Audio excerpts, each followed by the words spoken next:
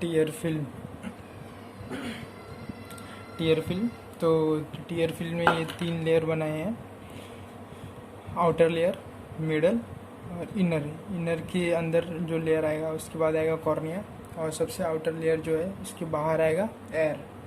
तो जो outer layer है, फर्स्ट जो आउटर लेयर है, आउटर लेयर, इसको प्रोटेक्टिव लेयर बोला जाता है। आउटर लेयर, इसको प्रोटेक्टिव लेयर बोला जाता है। पहले लेयर्स लिख लेते हैं, आउटर, मिडल, मिडल लेयर और इनर लेयर। ये 3 लेयर्स होते हैं टीयर फिल्म के अंदर। ये 3 लेयर्स हमको स्टडी करना है। तो जो आउटर लेयर होता है इसको प्रोटेक्टिव लेयर बोला जाता है, because it is made up of lipid layer. ये पूरा का पूरा लिपिड लेयर होता है। जो आउटर लेयर होता है made up of lipid layer, और इसको प्रोटेक्टिव लेयर भी बोलते हैं, प्रोटेक्टिव लेयर। ठीक है। नेक्स्ट आता है हमारा मिडल लेयर। मिडल लेयर को बोलते हैं एक्वियस लेयर। मिडल लेयर को बोलते हैं एक्वियस लेयर। एक्वियस लेयर आप लोग को पहले ही बताया था ये वाले लेयर के बारे में। हम लोग ने एक बार बताया था, कहाँ बताया था, मेन लैक्रिमल ग्लैंड। जो मेन लैक्रिमल ग्लैंड का हमने बात किया था यहाँ पे।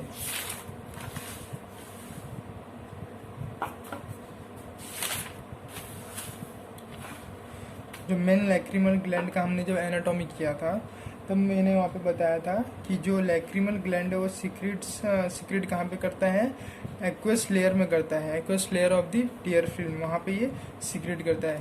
तो वापस से आते हैं वहीं। सो आगे हम वापस से मिडल लेयर पे। मिडल लेयर का मैं वापस से एक बार बता देता हूँ कि जो हमारा लैक्रिमल ग्लैंड है वो क्या सीक्रेट करता है मिडल लेयर में, इसको aqueous layer, middle aqueous layer भी बोला जाता है। ठीक है। इसके बाद थर्ड लेयर पे आते हैं जो होता है इनर लेयर। इनर लेयर जो होता है वो होता है म्यूसिनस लेयर। म्यूसिनस लेयर यहाँ पे लिखता हूँ, म्यूसिनस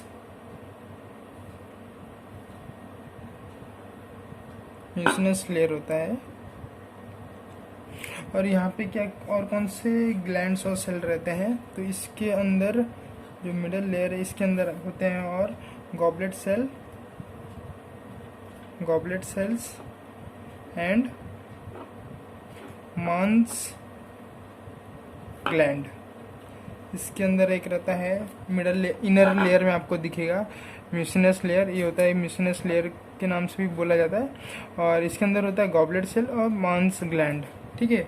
फिर इसके हम ये देखेंगे अब इसमें अब पीएच क्या होता है, इसका वॉल्यूम क्या होता है और इसका रेट क्या होता है। तो इसका पीएच होता है 7.4, इसका वॉल्यूम 7 माइक्रोलीटर होता है, और इसका रेट जो होता है 1.2 माइक्रो लीटर पर मिनट। जैसे कि हमको पता है कि जो टीयर लेयर हमारा है, जो टीयर लेयर होता है वो कॉर्निया के ऊपर होता है। ठीक है। इसके लिए उसको बोलते हैं हम प्री कॉर्नियल फिल्म, उसको बोलते हैं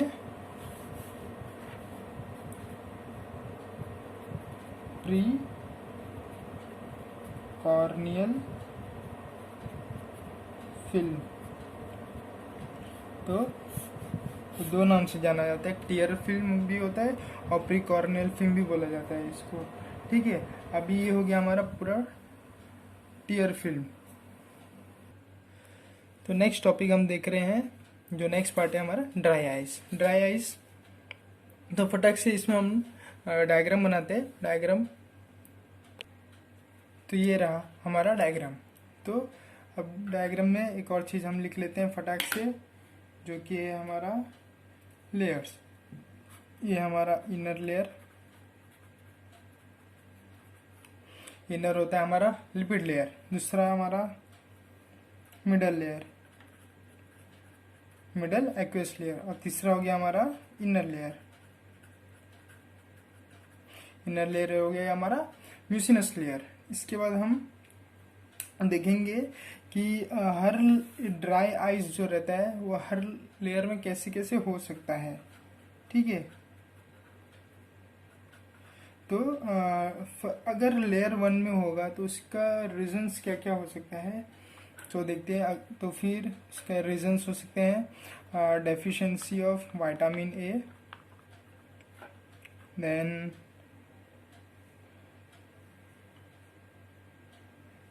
एक्सपोजर की वजह से। अगर हम एक्सपोजर का मतलब यहाँ पे ये है कि अगर हमारी आई कूलर के सामने डायरेक्ट एक्सपोज हो रहा है, या फिर कोई हॉट विंड एयर के सामने एक्सपोज हो रहा है, जिसकी वजह से हमारी अपर लेयर, अब जो अपर लेयर में रहे ड्राइनेस आ जाता है, ठीक है। और थर्ड रीजन है होने का कि मैल्यो ग्लैंड डिसऑर्डर। जो मेलियो ग्लैंड डिसऑर्डर रहता है वो मैं आपको बोलना भूल गया कि आउटर लेयर में मेलियो ग्लैंड होता है। तो अगर उसमें कोई डिसऑर्डर रहेगा तो हमारा ड्राई आइस हो सकता है। इसके बाद हम मिडल लेयर पे देखेंगे। तो मिडल लेयर में ड्राई आइस होने के चांसेस मतलब क्या क्या रीजंस हो सकते हैं। एक तो है कैरेटो कंजंक्टिवाइटिस, कैरेटो कंजंक्टिवाइटिस, और जॉगनर सिंड्रोम, जॉगरन सिंड्रोम, ठीक है, जॉगरन सिंड्रोम। और ये हो गया मिडल लेयर के लिए।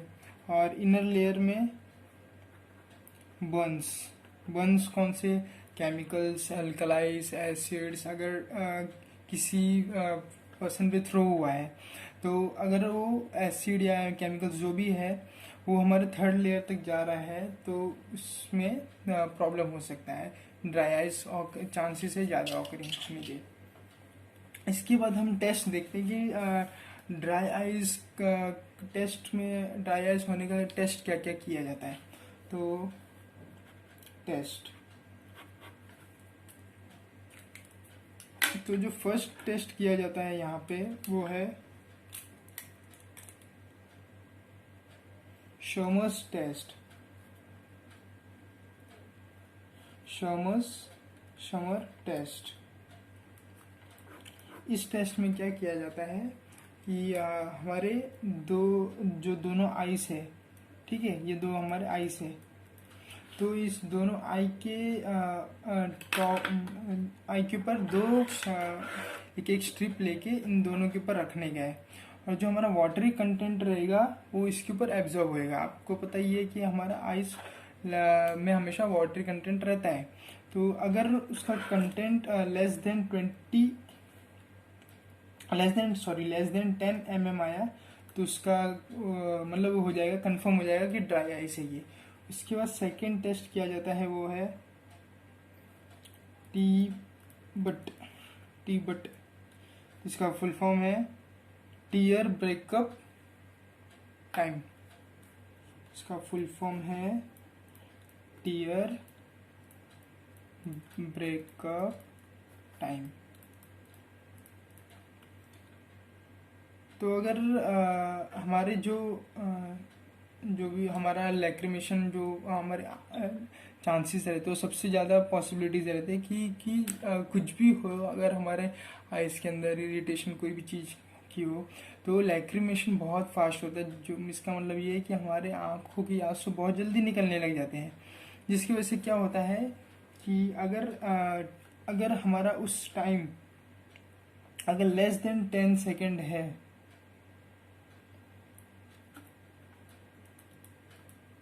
इसका मतलब ये है कि उसको ड्राई आइस हुआ है। ठीक है, ये हो गया हमारा ड्राई आइस का पार्ट पूरा। सो नेक्स्ट पॉइंट है वाटरिंग आइस। वाटरिंग आइस को एक और नाम से बोला जाता है, इसको बोलते हैं एपीफोरा। एपीफोरा। तो अब इस वाटरिंग आई का आगे देखते हैं क्लासिफिकेशन क्या है। तो इसको दो पार्ट में डिवाइड करते हैं, दो पार्ट में डिवाइड होता है। तो एक है हाइपर लैक्रिमेशन और दूसरा पार्ट है डिफेक्टिव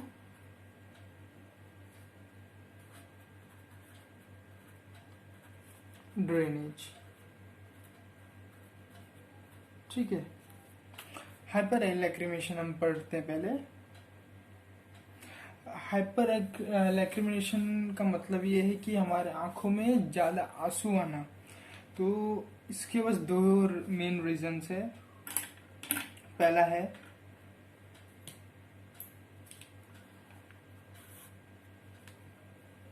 while in sorrow, अगर आप बहुत ज़्यादा दुखी हैं या फिर आपको किसी आपके रिश्तेदार के मरने का खबर आ गया या फिर आपके कोई क्लोज रिलेटिव जिसकी वजह से आप बहुत दुखी हो जाते हैं, उस समय आप रो देते हैं। ये एक रीज़न है। और दूसरा रीज़न है एंट्री ऑफ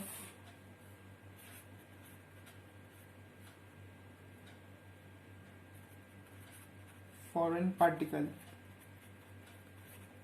एक और चीज़ मैं बोलना चाहूँगा कि जो फर्स्ट पॉइंट है वो साइकोलॉजिकल ही माना जाता है, जो सेकंड है वो तो यूनिवर्सली माना जाता है। ठीक है, जो सेकंड पॉइंट है कि entry of foreign particle. For example, अगर आपके आँख में कचरा जा रहा है तो कचरा जाने की वजह से आपके आंखों में होगी इरिटेशन। इरिटेशन की वजह से आपके आंखों में होगा ज़्यादा पानी का फ्लो, मतलब ज़्यादा आपके पानी निकलेगा। इसका मतलब ये हुआ कि आपका लैक्रिमेशन बहुत ज़्यादा हो रहा है, जिसको या भी बोल सकते हैं कि हाइपर लैक्रिमेशन हो रहा है। ठीक है, ये हो गया हमारा हाइपर लैक्रिमेशन पार्ट। और नेक्स्ट है हमारा डिफेक्टिव ड्रेनेज। डिफेक्टिव ड्रेनेज में आता है पहला पॉइंट, इसमें भी दो पॉइंट में डिवाइड होते हैं। एक तो हो सकता है एनाटॉमिकल ऑब्स्ट्रक्शन और दूसरा हो सकता है फिजियोलॉजिकल ऑब्स्ट्रक्शन। ठीक है, तो हमको पता कैसे चलेगा? तो इन्वेस्टिगेशन क्या करना चाहिए एनाटॉमिकल ऑब्स्ट्रक्शन और फिजियोलॉजिकल ऑब्स्ट्रक्शन के लिए, तो वो अभी देखते हैं। तो इन्वेस्टिगेशन, तो जो एनाटॉमिकल ऑब्स्ट्रक्शन के लिए इन्वेस्टिगेशन किया जाता है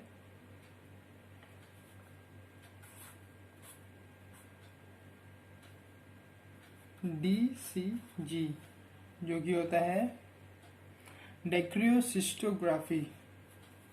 इसको मैं लिखता हूँ यहाँ पे, डेक्रियोसिस्टोग्राफी। और जो फिजियोलॉजिकल ऑब्स्ट्रक्शन है उसके लिए क्या इन्वेस्टिगेशन करना चाहिए, तो होता है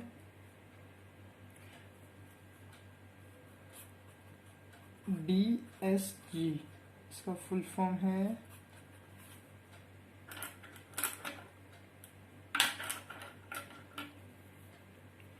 डेक्रियोसिंटिग्राफी। ये दो इन्वेस्टिगेशन किया जाता है पर्टिकुलर रिस्पेक्टेड ऑब्स्ट्रक्शन जानने के लिए। ठीक है, अभी टेस्ट क्या क्या किया जाता है। कि हमको हाइपर लैक्रिमेशन है और डिफेक्टिव लैक्रिमेशन है, उसमें भी कौन सा है। तो ये इस टेस्ट कौन से किए जाते हैं वो देखते हैं।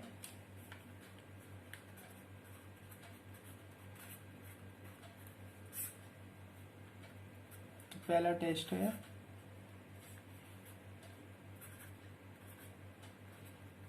सिरिंजिंग एंड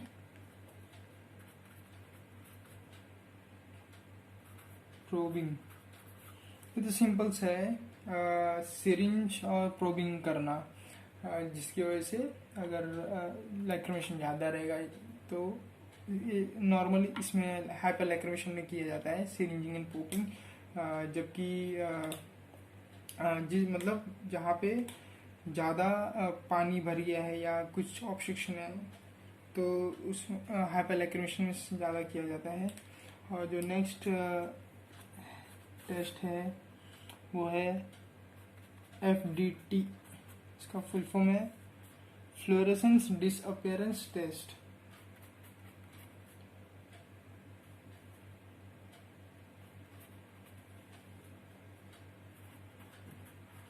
फ्लोरेसेंस डिसअपियर टेस्ट। और जो लास्ट है वो है Jones diet test. Jones diet test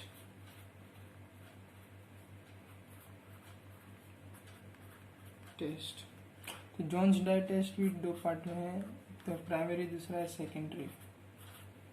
तो प्राइमरी जो होता है वो डिफ्रेंशिएट करता है हाइपर लैक्रिमेशन और डिफेक्टिव ड्रेनेज के बीच में, और जो सेकेंडरी होता है वो डिफ्रेंशिएट करता है between anatomical and physiological obstruction के बीच में। ठीक है, तो ये हो गया हमारा पूरा वाटरिंग आइस। तो हमारा नेक्स्ट पॉइंट है डेक्रियोसिस्टाइटिस। डेक्रियोसिस्टाइटिस का मतलब होता है इन्फ्लेमेशन ऑफ लैक्रिमल सैक। क्या होता है, सॉरी,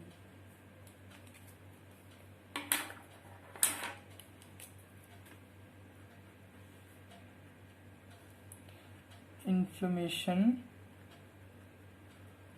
ऑफ लैक्रिमल सैक। तो लैक्रिमल सैक का इन्फ्लेम होना उसको बोलते हैं डेक्रियोसिस्टाइटिस। ठीक है, अभी डेक्रियोसिस्टाइटिस को दो पार्ट में हम डिवाइड करते हैं। डेक्रियोसिस्टाइटिस तो एक हो गया हमारा कंजेनाइटल और दूसरा हो गया एक्वायर्ड कंजेनाइटल। नेक्स्ट है एक्वायर्ड।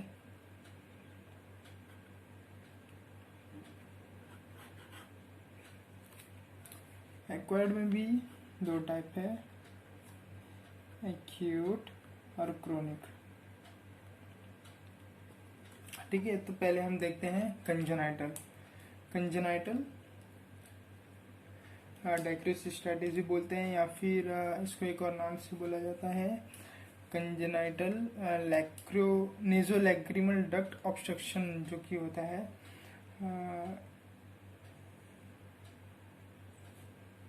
डायग्राम बना के देखते हैं एक बार।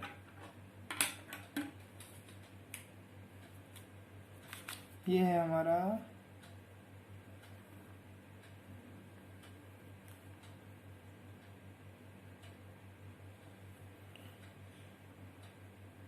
हमारा लैक्रिमल सैक।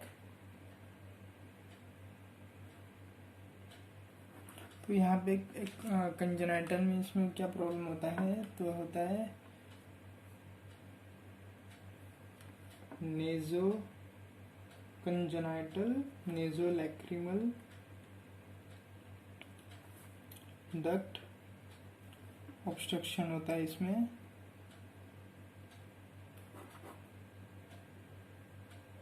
और इसमें ट्रीटमेंट क्या करना चाहिए, तो आप लोग को साइड में यहाँ पे साइड में फोटो दिख रहा होगा, तो ऐसा कुछ दिखता है।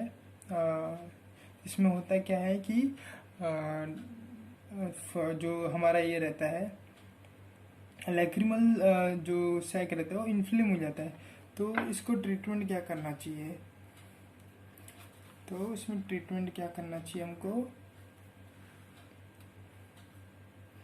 तो जो 1 से कम साल के बच्चे लोग हैं उनके अलग ट्रीटमेंट है, 1 to 3 years के लिए अलग है, और मोर देन 3 years के लिए अलग है। तो जो 1 साल से बच्चे कम होते हैं उनके लिए ट्रीटमेंट क्या करना चाहिए, उनको मसाज देना चाहिए, और उस मसाज का नाम है क्रेगलर्स मसाज।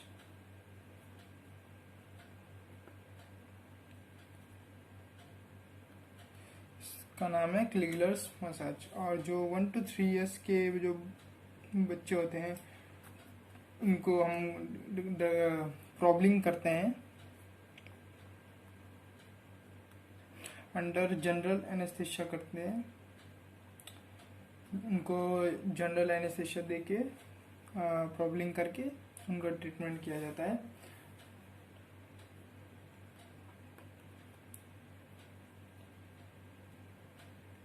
और जो 3 साल से ऊपर बच्चे लोग हैं उनको डायरेक्ट हम DCR कर सकते हैं,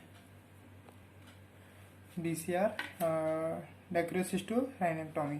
तो ये हो गया हमारा कंजेनाइटल। अब देखते हैं एक्वायर्ड। एक्वायर्ड में क्या होता है, तो एक्वायर्ड में हम देखते हैं पहले एक्यूट। एक्यूट में देखते हैं पहले एक रेफरेंस के लिए आई बनाते हैं, और यहाँ पे हो गया हमको इन्फ्लेमेशन। और इसका एक बार पैथोलॉजी देख लेते हैं, पैथोफिजियोलॉजी देख लेते हैं। तो पहला होता है यहाँ पे सेल्यूलाइटिस, फिर होता है लैक्रिमल एब्सेस, और इसके बाद लैक्रिमल फिस्टुला।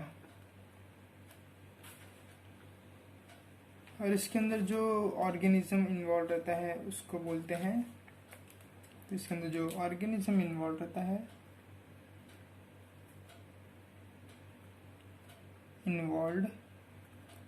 उसको हम बोलते हैं स्ट्रेप्टोकोकस हेमोलाइटिकस।